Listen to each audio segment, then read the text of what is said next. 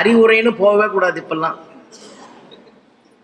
சஞ்சீவராயெல்லாம் நம்ம தம்பி எல்லாம் பேராசிரியர்கள்.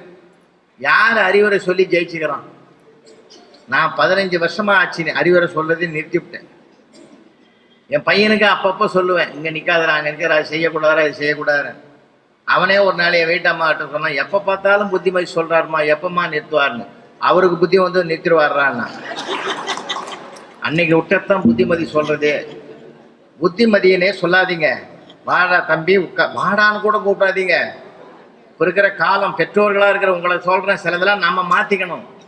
நம்ம மனம்தான் மாறணும். நான் குகைக்குள்ள உக்காந்துன்னு தவம் செய்கிற மனதை சொல்லலை, வீட்டுக்குள்ள இருக்கிற மனதை நான் சொல்றேன்.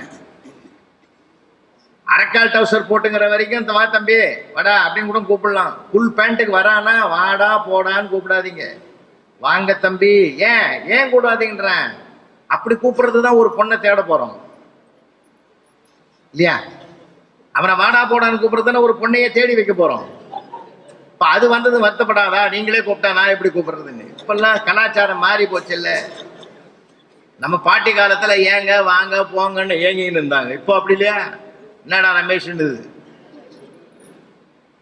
அவன் என்னடி கலைவாணின்றான்.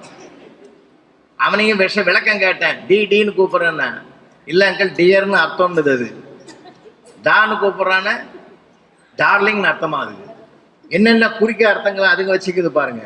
வாழ்க்கையில் இப்படி ஆகி போச்சு.